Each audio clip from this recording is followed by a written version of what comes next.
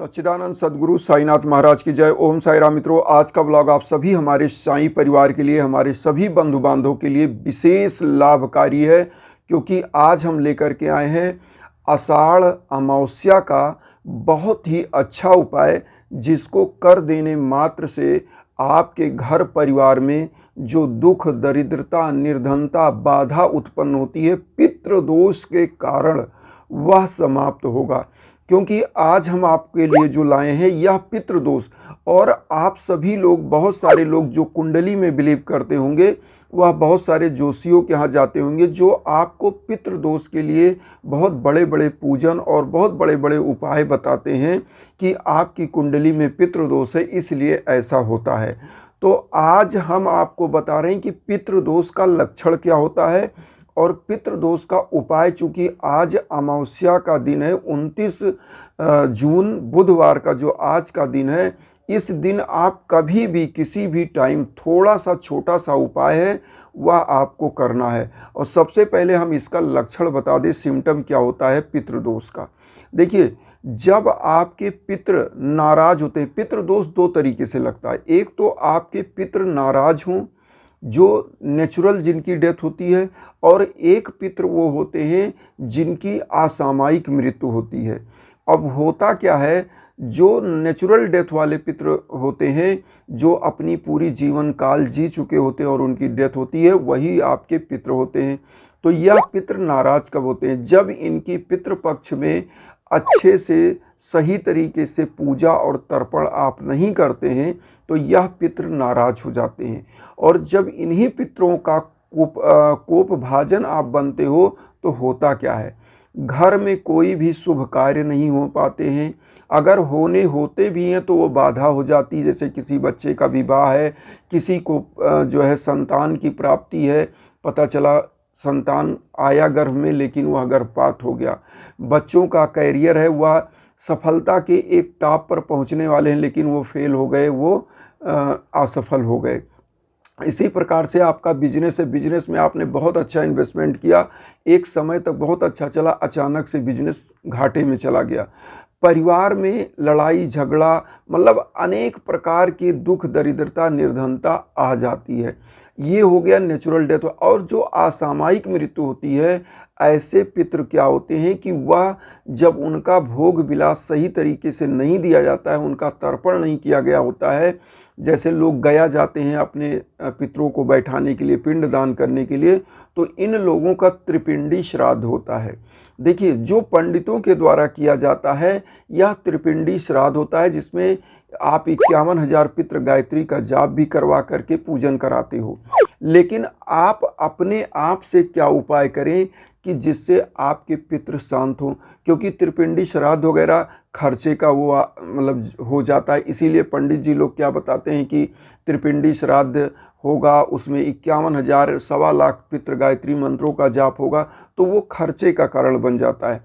लेकिन छोटा उपाय जो हम लेकर के आए हैं, जो हम परमानेंट आप लोगों के लिए ब्लॉग में लाते हैं, वह छोटे छोटे उपाय ये होते हैं कि जब आप नहीं उतना पैसा खर्च कर सकते तो आप अपने घरों में छोटे छोटे उपाय करें, और जब आपको लगे कि अब हमसे नहीं हो रहा है, तब आप जो है पंडितों के पास जाना चाहिए। हम ये नहीं कहते ना जाइए, क्योंकि हमारे वेदों में यह लिखा है, हमारे हर जो कर्मकांड की किताब है, कि जब आपसे कोई भी चीज़ सही तरीके से संपादित ना हो और आपके जीवन में बाधाएं हों, तो यज्ञ, हवन, पूजन, दान जरूर कराना और करना चाहिए। तो वह तो करना है, लेकिन छोटे छोटे उपाय आप भी करिए जिससे आपके घर में सकारात्मक ऊर्जा आती है। तो आइए पहले हम जानते हैं कि इस जो पितृदोष के कारण आपके जीवन में ये बाधाएं आ रही हैं, उसको हम कैसे निवारण कर सकते हैं।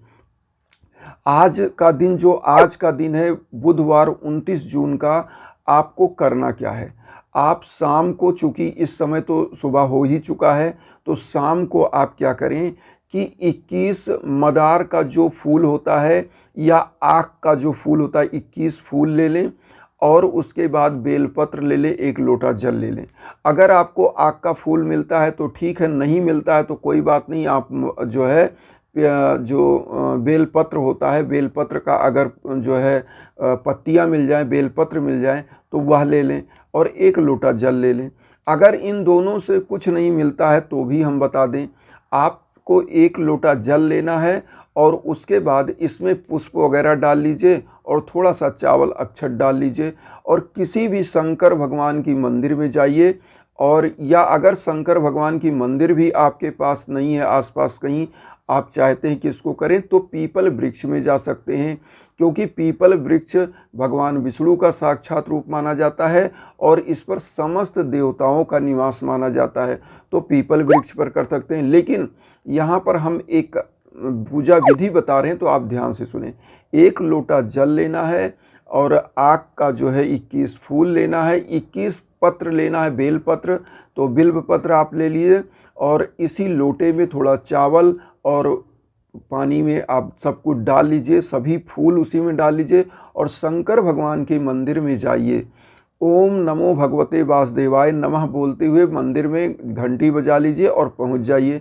और उसके बाद शंकर भगवान के सामने ओम नमः शिवाय का 21 बार जाप करके यह जल चढ़ाइए और शिवलिंग को ऐसे आप हाथों से सहलाइए खूब कि ऐसा लगे कि आप उनकी सेवा कर रहे हैं और खूब शिवलिंग को आप जो है सहला दीजिए। और उसके बाद प्रणाम करिए, मस्तक टेक करके प्रणाम करिए और ऐसा वहाँ बोलिए कि प्रभु जो घर परिवार में हमारे बाधा है, दोष है, वह समाप्त करिए। अब यहाँ पर अगर आप पीपल के वृक्ष पर गए हैं तो पीपल के वृक्ष में क्या करना है, वो पूरा चीज़ जो आप इसमें डाले हैं वह पीपल के वृक्ष पर डाल दीजिए और डालने के बाद एक धूप दीप वहाँ जलाइए, घी का दीपक जलाइएगा और वहाँ 7 बार परिक्रमा कर लीजिए पीपल के वृक्ष का। और अगर पीपल का वृक्ष का परिक्रमा करने का स्पेस नहीं है तो जहाँ आप खड़े हैं वहीं 7 बार घूम लीजिए और प्रणाम करके और यही चीज़ बोलिए कि प्रभु हमारे जो पितृ हैं उनको शांत करिए।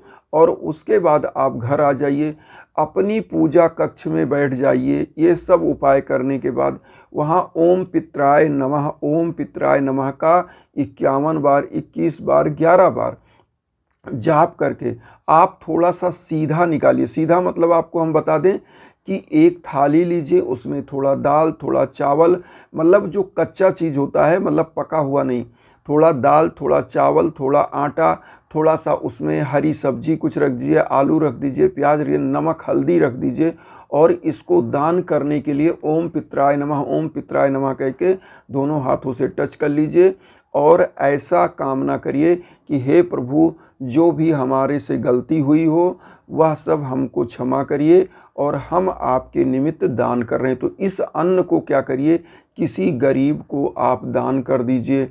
और शाम के टाइम जो गाय होती है, गौ माता, उनके लिए आज आप रोटी ज़रूर निकालिएगा। जितने भी हमारे गृहस्थ बंधु बांधव हैं, साईं परिवार हैं, गौ माता को एक रोटी निकालिए, क्योंकि साईं बाबा भी पशुओं की सेवा से अति प्रसन्न होते थे। तो गौ माता को क्यों करना है कि गौ माता के जो शरीर है इसमें 9 ग्रह और समस्त 33 कोटि के देवता निवास करते हैं गौ माता के अंदर, उनकी शरीर के अंदर, इसलिए गौ माता को पवित्र माना जाता है। तो आज के दिन अगर गौ माता के लिए आप एक रोटी निकालते हैं तो गौ माता जैसे ही ग्रास अंदर लेती हैं, समस्त 9 ग्रह आपके प्रसन्न होते हैं और पितृ प्रसन्न होकर के आपको आशीष देते हैं। तो आज के दिन यह उपाय करें और दान के रूप में एक थाली में, जैसे मैंने बताया, ऐसे ही सब सजाकर कर दीजिए। करना क्या है वही चीज़ फिर एक बार मैं बता दूं। पीपल के वृक्ष में या तो 1 लोटा जल, 21 आक का फूल और 21 जो है बेलपत्र डाल के, थोड़ा चावल डाल के वहाँ करिए या शिवलिंग पर अर्पित करिए। उसको बढ़िया से बाबा का जो है सेवा करिए, हाथ से मल के, और उसके बाद प्रणाम करिए, बोलिए कि हमारे पितरों को शांत करिए। और चूँकि आज भगवान शंकर का ही पूजा किया जाता है और समस्त, इसीलिए कहा गया है कि समस्त विघ्न बाधाओं को हरने वाले भगवान शंकर हैं। इसीलिए कहा गया है, अकाल मौत वह मरे जो काम करे चंडाल का, और काल उसका क्या करे जो भक्त हो महाकाल का।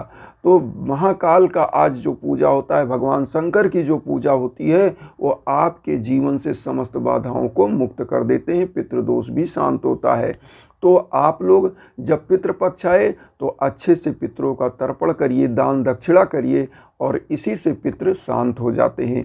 तो मैं जो भी उपाय लाता हूँ उन सभी में एक चीज़ और मैं लास्ट में बोलता हूँ कि जब आपसे कोई भी चीज़, मान लीजिए आप कोई भी पूजा कर रहे हैं, कोई भी पाठ कर रहे हैं, आपसे कोई चीज़ लग रहा है कि वह बाधा समाप्त नहीं हो रही है, तब आपको योग्य पंडित ब्राह्मण के पास जाना चाहिए और उसके बाद अपने लिए हवन पूजन यज्ञ जप तप कराना चाहिए और दान दक्षिणा हमेशा करते रहना चाहिए। क्योंकि कबीरदास जी ने कहा भी है कि नाव में बाढ़े पानी, घर में बाढ़े दाम, दोनों हाथ उलिचिए यह सयानो काम। तो मेरे द्वारा अगर इंस्टाग्राम पर कोई भी सहयोग चाहिए, कोई भी आपको मेरे द्वारा राय चाहिए, हवन यज्ञ पूजन चाहिए, जो मेरे द्वारा आप चाहते हैं, करवाना चाहते हैं, तो आप इंस्टाग्राम पर ज़रूर संपर्क करिए। हम इंस्टाग्राम का लिंक वीडियो के अंदर जगह जगह पर देते रहते हैं, उस लिंक पर आप आइए और वहाँ पर हम आपकी पूरी की पूरी सहायता करेंगे। क्योंकि मेरा उद्देश्य यही है, वसुधैव कुटुम्बकम की भावना को लेकर चलना, और आप मुझे अपना परिवार बनाइए और मैं आपको अपना परिवार सहर्ष स्वीकार करता हूँ। और इस प्रकार से उन साईं भक्तों तक हम लोग जो है यह वीडियो ज़रूर शेयर करिए जो किन्हीं कारणों से दुख में है, कष्ट में है। इन्हीं भावना के साथ ओम साई राम।